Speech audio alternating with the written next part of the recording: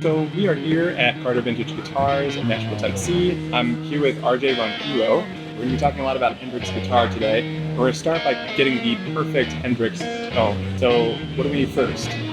Well, we always gotta have Crybaby and a Fuzz. An octave pedal, Univibe. I don't know if they have a Univibe. Well, let's check it out.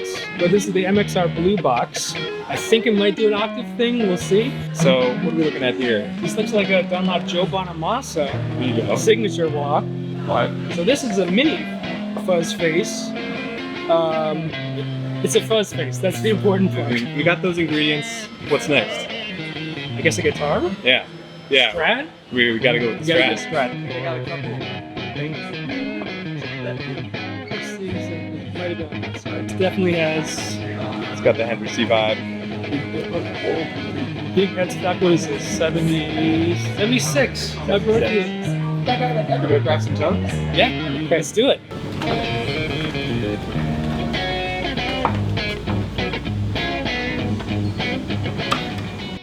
Great.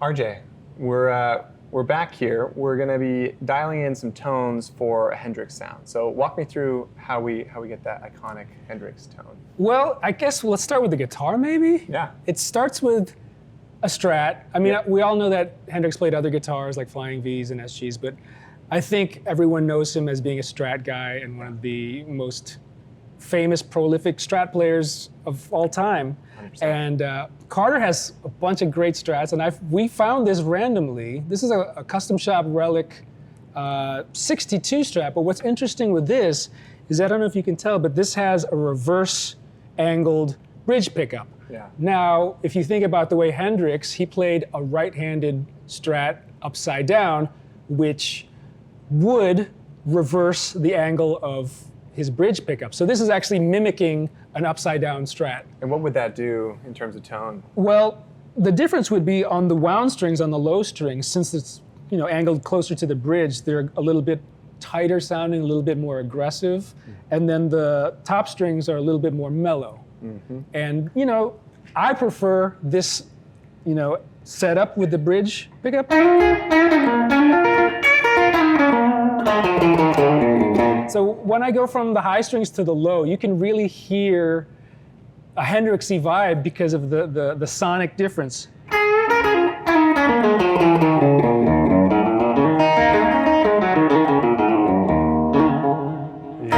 And I should say also that I'm tuned down a half step, which is, to me, a key to the Hendrix sound. Yeah. Very rarely, especially live, was he playing in E standard. Why was that? Why tune down a half step?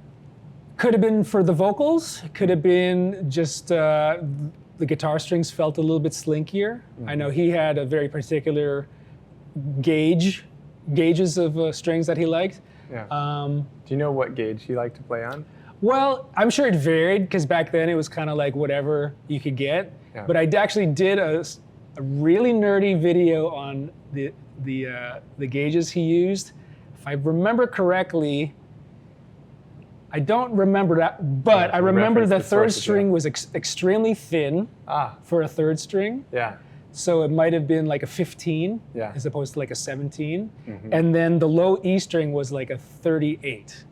Wow. Which, if you think about a 10 to 46 set, 38 is pretty thin. Yeah. Plus tuning down a half step to a whole step. Sometimes he would play in D standard. So it was very slinky, very bendable. Yep. But I think that's part of the sound, It's totally the sound. Yeah. Obviously his fingers and everything, but strings, guitar setup, before we even talk about the outboard gear. But this is what we chose for the guitar. Yeah. And, when we think about the pedals and the sound of Jimi Hendrix, we always think about Crybaby, Fuzz, sometimes an Octavia, a Univibe pedal. But for today, we got our hands on actually all of these are modern pedals that can approximate that vintage sound. Yeah, great. So walk me through what's our setup So here? we're going right guitar, right into a wah-wah pedal. We've got the Dunlop Joe Bonamassa signature Crybaby, which is different than a vintage Crybaby. Obviously, it's a little bit more modern sounding. I think it's a little bit more vocal, which is a little bit interesting, but you can still get the vibe of the Hendrix, wah-wah sound. Totally. And then we've got this newer mini fuzz face. I'm not exactly sure which model it is, but the fuzz face sound, is based on the old tone benders, and there's different variations. And with Hendrix, it's likely that his were modded. But any kind of fuzz face style pedal with a Strat, and you're halfway there. Yeah. Yeah. And then we've got a little trick that I wanted to talk about. Yeah, let's so dig into with fuzz face pedals, especially going into a clean amp like we have here, a Deluxe Reverb, which is acting just like a clean pedal platform amp. Back in the day, Hendrix probably went into like a Marshall or a Sun. Maybe he used like a Fender Reverb in the studio or something, but it was cranked, so it was slightly overdriven. And with fuzz faces, that helps kind of tame down the harshness of the top end. So like, for instance, if I'm just playing the fuzz face right into a very clean Fender amp, it's very fuzzy, but to my ears, there's a tinniness to it, there's a high end to it that I'm like, well, I could try to tweak it out with the EQ on the amp, but that's kind of not the key. I feel like the amp has to be somewhat on the edge of breakup. And what that does, it kind of adjusts the frequencies of the fuzz, so it tames down those highs. So a good trick, and a really easy trick, and something that I learned from watching a Doyle Bramhall, the second video, where he was talking about this trick, is you just put a pretty transparent overdrive after the fuzz, and that kind of mimics the sound of like the preamp of an amp. So you can adjust the gain. So here's the difference. So here's the fuzz without the overdrive, and for this we're using the Mythos Mjolnir overdrive, which is one of my favorite Klon style pedals, made right here in Nashville. But this is without the overdrive on, with just the fuzz. Now listen to the difference when I click on this overdrive.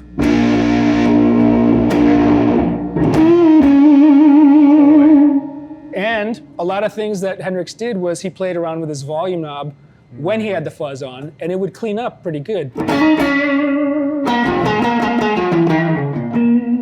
Oh, wow. So if I click off the overdrive, it'll sound a little bit brighter and thinner, right?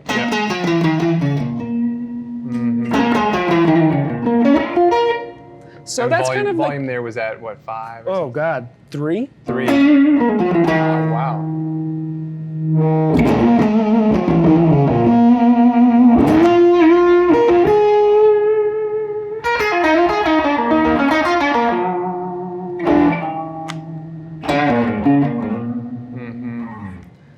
So that's kind of like, to me, a great fuzz face and an overdrive pedal, and that's kind of the soul of that Hendrix sound. Because really all you're controlling is your guitar volume to get the clean, slightly dirty to your overdriven fuzz thing, which is great. That's amazing. Talk to me a little bit about Hendrix vocabulary. Man, we can go deep into Hendrix because I love Hendrix. I've actually done a couple courses on Hendrix, but there's a lot of Hendrix-isms, I like to say, that can get you, can make you sound like Hendrix without necessarily copying. There's a lick that everyone uses a lot that I might as well show everybody, but it's this bending catch and release thing. So for instance, if I'll just put the overdrive on. So if I'm in like B, so it's like you're bending, we're doing a minor pentatonic, right?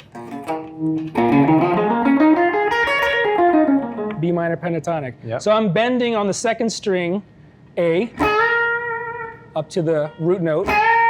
But when I'm bending up, I'm actually gonna grab the third string and then release it back down. It's kind of hard to do slow. Yeah.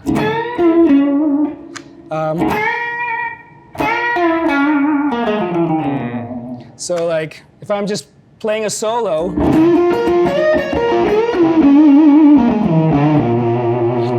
and all of the rest of those licks are just kind of first position, blues scale, pentatonic scale. Yeah. It's hard to really analyze the style of Hendrix because a lot of it is just like a feel thing. Mm-hmm. So we can approximate it, but it's always hard to, especially with blues players. Blues players in particular, you can't really analyze it in kind of like a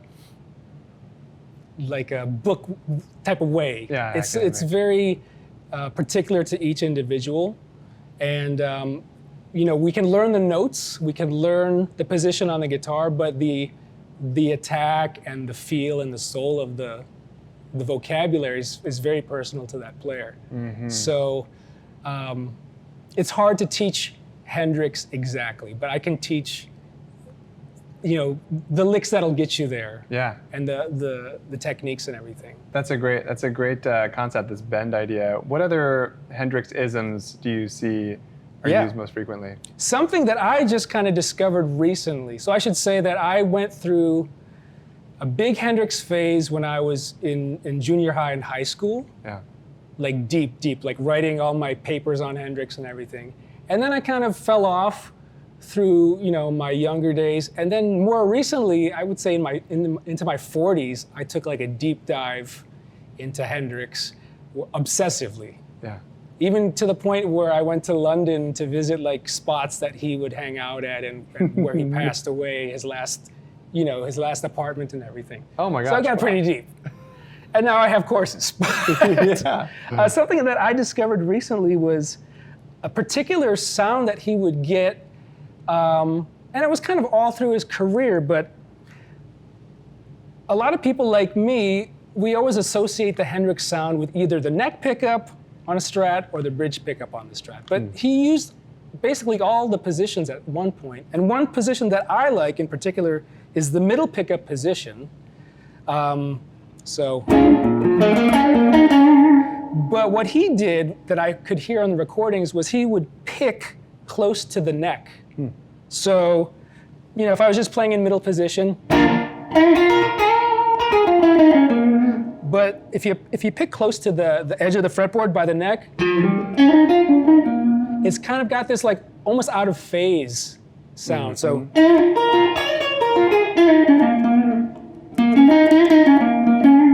Yeah. As opposed to,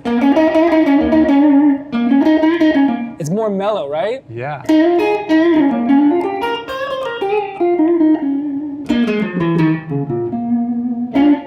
Yeah.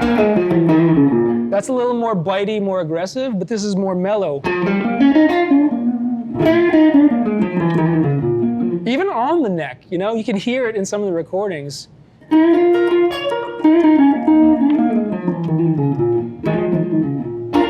Totally. So that's kind of a trick that I learned recently. What else? As far as playing, and there's obvious licks and rhythmic stuff. Let's talk about the rhythmic side of Hendrix. He was a rhythmic powerhouse. He was basically a drummer playing guitar. Yeah. If you take like a funk guitar player too. Right. Hendrix was a funky guitar player, bluesy, psychedelic. He was everything all wrapped into one. That's probably why, I was so into him. But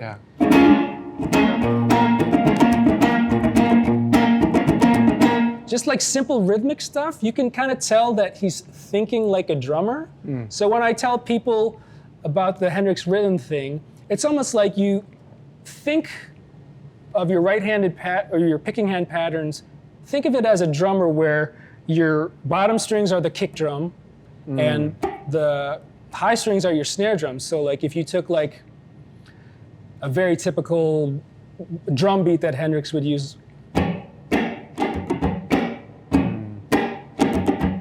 I mean, that's a bunch of Hendrix songs, right? Yeah. So, you can kind of hear a drummer. Yeah. You're foxy in it. Yeah.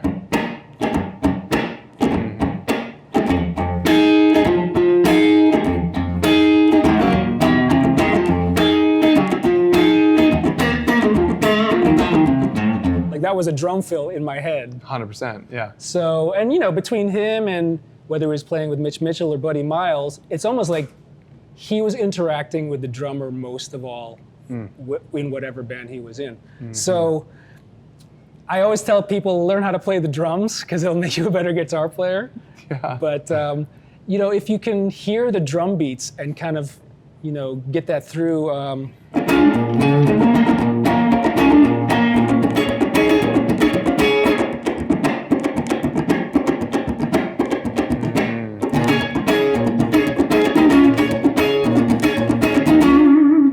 And that technique is we can get really deep into it, but it's a combination of muting with your left hand, which is kind of hard. And the key, and I've gotten in trouble with many instructors, is using your thumb. Over the top.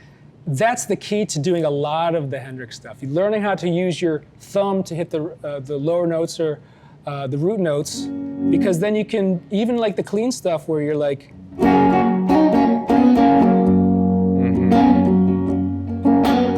like that little, it's kind of hard to do if you're barring, because using your thumb, you're using all 5 fingers of your hand. Right. Instead of just using the 4. Right. So like. Right. It's essential. You gotta use it. And that double stoppy sound is very Hendrixy. Yeah, that's like Hendrix all day. That's Ernie Isley all day. And really, if you just think about a standard first position pentatonic scale, so if we're B pentatonic again, it's really just a matter of doubling up or harmonizing that as far as like playing like, I guess, the 4th interval. And then just combining it however you feel like. I always felt like it was more a feel thing than anything, for Hendrix.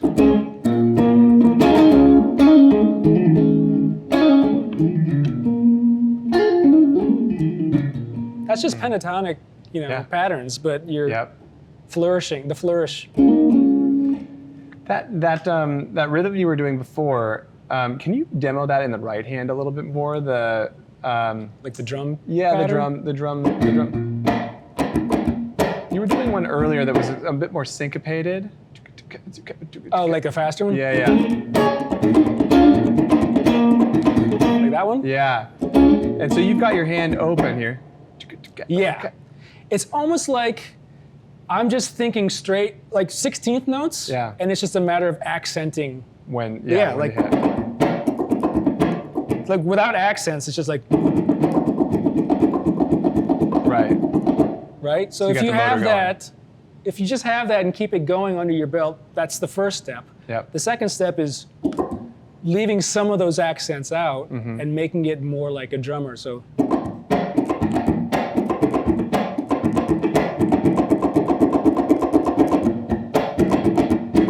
So in my head, when I'm thinking, I'm just thinking 16th notes, like ba-da-da-da-da-da-da-da-da-da-da. Yep. But in my hand, I'm thinking, okay, mute here or lift your hand up here so it's more rhythmic or whatever. Yeah. But as long as you can have the pulse in your head, right. Think like a drummer. Have the pulse in your head and, it's like the heartbeat of the rhythm stuff. Super cool. Any other Hendrixisms that you find yourself using frequently or you hear other people use often? Well, Hendrix was a very flashy player, right? Yeah. I mean, we all love when he smashed guitars and lit them on fire. Yeah, it's a great move, played honestly. Behind his Yeah, can you back. show us how you do that? Yeah, sure. That's first we need some lighter fluid. No, he does this thing that I've always loved to do because it's like, it's kind of scary, it's kind of taking chances, but it's just like you're soloing and then you kind of slide randomly. So it's like I'll try to show you. Like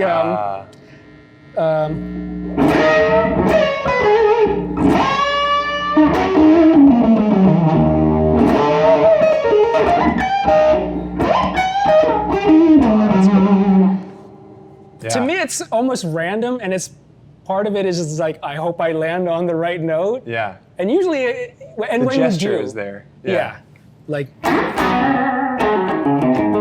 Yeah. just, and that's like what I call like Hendrix's swagger. It's just like, you just know, kinda he got in knows. trouble like when he was touring with Little Richard before he became like a big star. Little Richard would say didn't like him because he was too flashy. Yeah. He was over, you know, Yeah. stepping his flashiness on Little Richard, Yeah. of all people.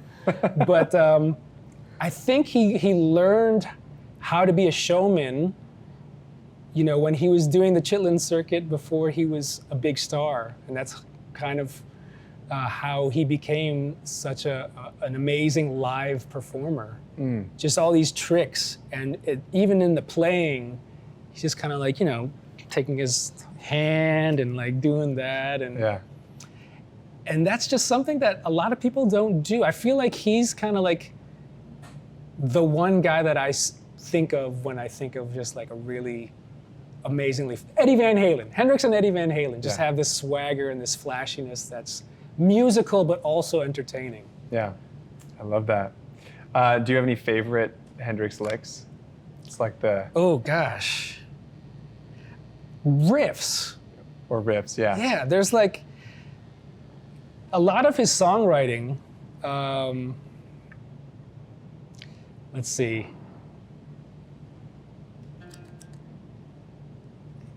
So this was a later song that he recorded that probably wasn't released until after his death, but it was a song called Freedom. And there's a bridge section that I always loved that went like this. Hold on, let's do it again. Went like this.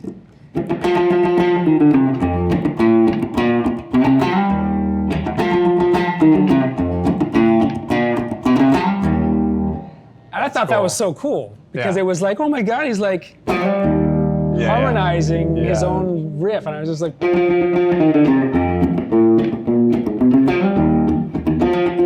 Yeah, and I was that's just so like, cool. and that hit me along when I was really, really young. Like I discovered that. I'm like, oh my God, what is he doing there? Yeah, I've never heard anyone, you know, that's like the major third and then that low thing. It's like, that's so cool. So nice too.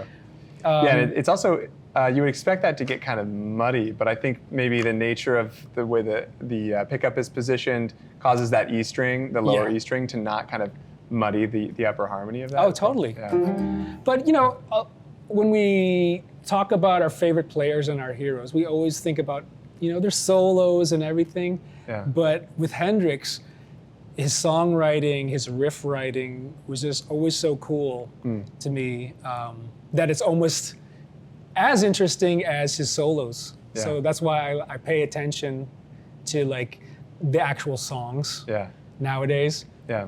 What's the if someone is maybe just getting into Hendrix for the first time? I hope that's not the case. I hope that people have been listening to Hendrix their entire life. But assuming you've got a young player who's just getting obsessed with Hendrix, what's the best entry point for a guitar player like that in terms of listening and studying the style? To me, there are two Touchstone albums that I think are kind of wildly different, you know, based on his short career. But I always liked Axis Bold as Love. Yeah. It was always like, and that wasn't the first Hendrix album I bought. I don't even remember the first. It was probably some kind of compilation greatest hits thing that I bought. Yeah. But to me, that studio record was really important to me. That has like, you know, a lot of the hits, Little Wing and everything. Yeah. But that one, and then the Band of Gypsies live at the Fillmore East, to me is just the raw power of live Hendrix at that time. And the band was totally different than, you know, the Hendrix experience. Yeah. So you're getting two sides of Hendrix, and you can kind of hear how he plays with these other musicians. And it's really cool. To me, like, that's my favorite live album of all time. Wow, how cool. Awesome. Yeah, well, now folks have some homework to go listen to those records if you haven't already. Right on, man. Any other things we want to touch on as it relates to Hendrix? You know, there's so much to discover about Hendrix, but to me, it's just listening. Yeah. Listening, watching videos. I mean, there's so much content out there that, like, when I was growing up, I wish I could have seen more videos of Hendrix. I got my hands on so many bootleg VHS things of live Hendrix that I could get my hands on. And nowadays, you just go on social media and YouTube and all this lost footage and documentaries and everything. And so it's like, it's all there. Yeah. Just press play. Yeah. I highly recommend, if folks are watching this, to go check out your YouTube channel. Obviously, you break down a lot of this stuff, and in your course around Hendrix, I got to check that out as well. Anything else you want folks to check out? They're looking at more stuff about you, or I know you have this album that's coming out. Oh, sure. I have a totally different musical style that's not Hendrix, but we're all a little bit influenced by Hendrix on everything we do. Yeah. But it's a band of mine called Transatlantic Radio that I formed with a few friends over the COVID days a couple years ago, and it turned into something a little bit more than a hobby, and we got signed last year, and we have a new album coming out, and so the musical style is this 80s melodic rock AOR, as we call it, which is very much like 80s Def Leppard, Hysteria album. There's hints of Journey and Toto. There's hints of Bryan Adams and Richard Marx. So it's poppy, but there's also great guitar tones, great guitar licks, synthesizers. So cool. The whole thing. How fun. Yeah. Cool. If people want to find that, where do they search we're on all the socials. Transatlantic Radio is the name of the band. We're on Instagram, YouTube. Great. Amazing. Well, thank you so much for the tutorial, and appreciate you coming through. Yeah, Carter's. thanks for having me. Yeah, cool, man. Awesome. Thanks a lot.